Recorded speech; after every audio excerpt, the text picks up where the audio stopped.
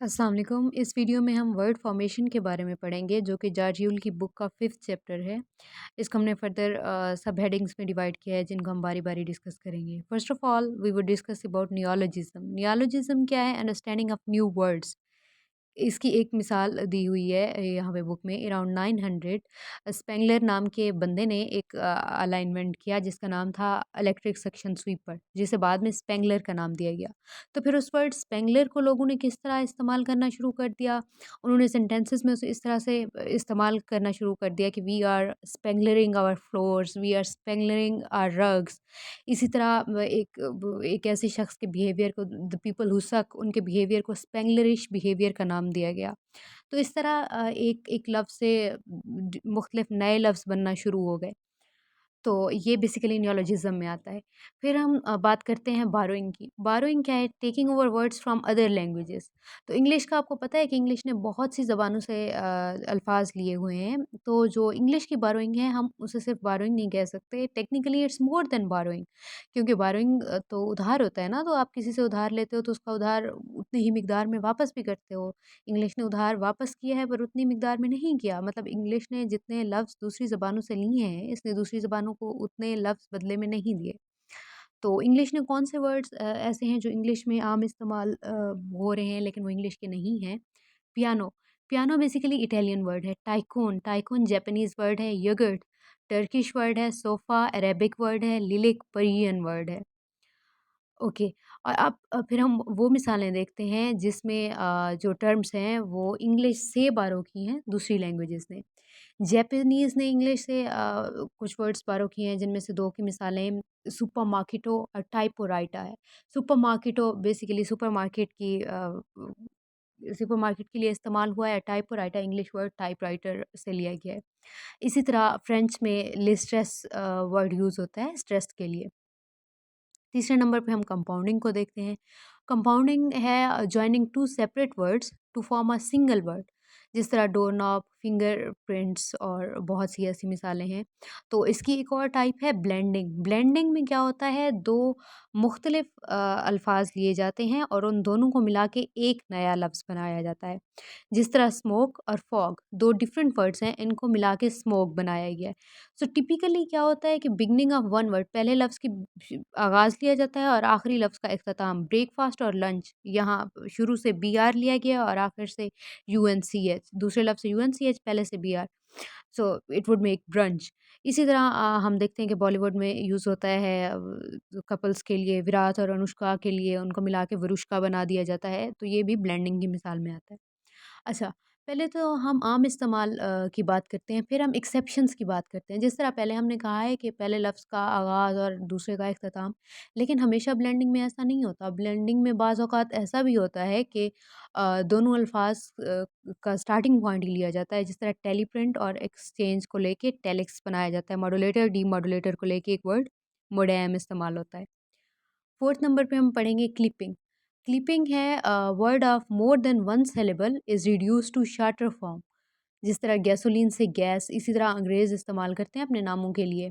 अलीज़ा से Liz, examination से exam, influenza से फ्लू, ये सारी क्लिपिंग की मिसालें हैं। क्लिपिंग की 2 मज़ीद टाइप्स हैं, फर्दर टाइप्स 4.1 और 4.2 में जो बताई गई हैं। हैपोकरिज़म्स और बैक फॉर्मेशन। हैपोकरिज़म क्या है? हैपोकरिज़म है larger word is reduced to single syllable and Y or I E is added at the end. For example moving pictures है, इससे हमने एमओवी तो ले लिया मूविंग पिक्चर से, लेकिन हमने उसके आखिर में क्या ऐड कर दिया? आईई, और उसे हमने मूवी बना दिया। सेल्फ इमेज को हमने सेल्फ़ी बना दिया। ऑस्ट्रेलियन को हमने ऑसी बना दिया। तो ये बेसिकली ये जो टाइप है हैपोकरिज़्म, ये ब्रिटिश इंग्लिश और ऑस्ट्रेलियन इंग्लिश में ज़्यादा इस्तेमाल होती है। और अब हम पढ़ेंगे बैक फॉर्मेशन के बारे में। बैक फॉर्मेशन ये है कि जिसमें a word of one type is reduced to form a word of another type. For example television से टेलीवाइज़। टेलीविज़न देखें नाउन था ना, तो हमने उससे टेलीवाइज़ बनाया। टेलीवाइज़ क्या है? वर्ब है। Word of one type is reduced, reduced, television एक लंबा लफ्ज़ था जिसे हमने टेलीवाइज़ कर दिया, reduced to form a word of another type.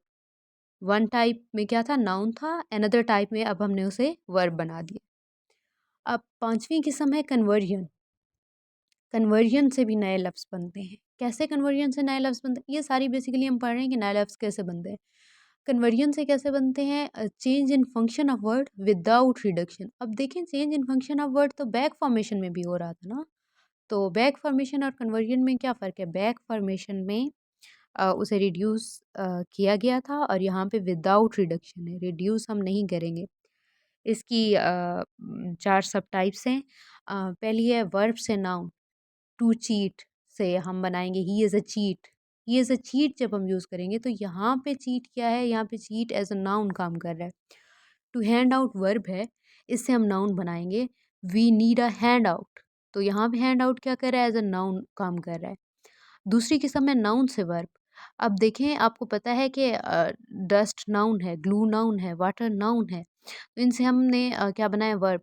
Did you dust the living room? हम यूजुअली ये फ़िक्रा इस्तेमाल करते हैं, did you dust the living room? तो यहाँ पे डस्ट क्या एज़ अ वर्ब काम कर रहा है। I will have to glue it together, तो यहाँ पे I will have to glue it together, to glue it क्या है? यहाँ पे वर्ब के तौर पे काम कर रहा है। वुड यू वाटर, गलती से मैंने टू लिख दिया है, would you water my plants? तो यहाँ पे वाटर एज अ वर्ब काम कर रहा है। अगली किस्म है वर्ब को हम एज एन एडजेक्टिव यूज़ करेंगे। जिस तरह हम सी थ्रू अब वर्ब है, इसे हम एज एन एडजेक्टिव यूज़ करें। सी थ्रू मटीरियल। अब देखिए, यहाँ पे सी थ्रू मटीरियल की खासियत को बयान कर रहा है ना। मटीरियल एक नाउन है, नाउन की खासियत को जो बयान कर रहा है वो एडजेक्टिव होगा। इसी तरह स्टैंड अप एक वर्ब है और हम इसको एज एन एडजेक्टिव कैसे यूज़ करेंगे? स्टैंड अप कॉमेडियन हमने यूज़ कर दिया। अब कॉमेडियन एक नाउन है, तो स्टैंड अप उस नाउन को फर्दर उसके बारे में बता रहा है, उसकी खासियत के बारे में बता रहा है, तो ऑब्वियसली वो यहाँ पे एज एन एडजेक्टिव काम कर रहा है।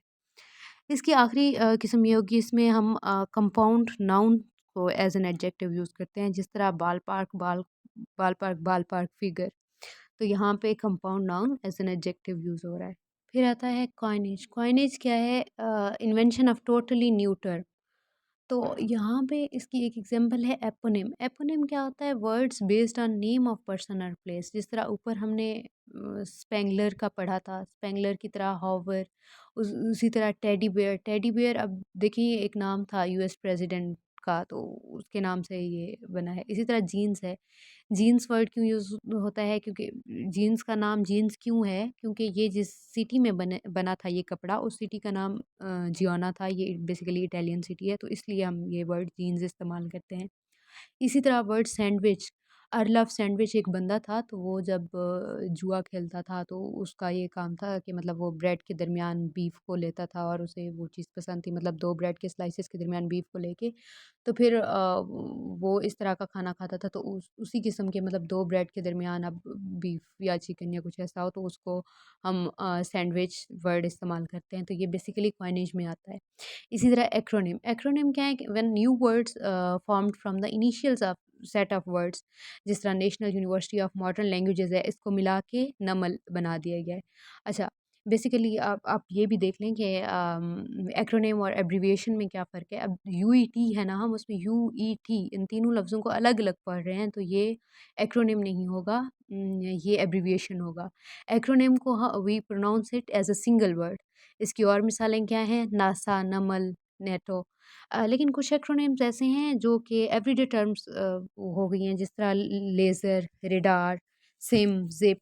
तो इनको हम कैपिटल लेटर्स में नहीं लिखते। जिस तरह ऊपर हमने कैपिटल लेटर में लिखा है, तो इसे हम कैपिटल लेटर्स में नहीं लिखते, क्योंकि ये अब इतनी, मतलब हम इस्तेमाल कर चुके हैं, मतलब एवरीडे टर्म्स ये हो चुकी हैं। लेज़र अब किस चीज़ का एक्रोनिम है? Light amplification by stimulated emission of radiation. इसी तरह radar, radio detecting and ranging. इसी तरह सिम हो गया, सिम क्या है? Subscriber identity module. इसी तरह ज़िप, ज़ोन इम्प्रूवमेंट प्लान। तो ये एवरीडे टर्म्स हो गई हैं।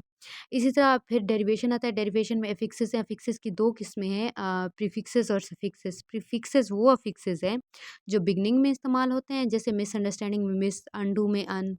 सफिक्सेस वो अफिक्सेस हैं, ये दोनों अफिक्सेस की टाइप हैं। वो अफिक्सेस हैं जो वर्ड के आखिर में इस्तेमाल होते हैं, जिस तरह फॉरगेटफुलनेस, इसमें नेस, डिसरिस्पेक्टफुल में फुल। तो ये सफिक्सेस में आता है। इस तरह प्रीफिक्सेस और सफिक्सेस डाल के हम नए वर्ड्स बना सकते हैं। सिमिलरली एक और टाइप है इनफिक्सेस।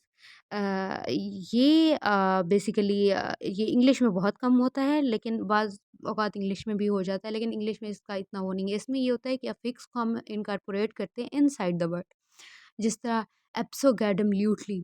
तो ये एक्सट्रीमली बंदा इमोशनल होके कुछ ऐसा कहता है तो मतलब अलग बात है, नहीं तो इंग्लिश में इसका कम इस्तेमाल होता है। So that's all about word formation. Thank you.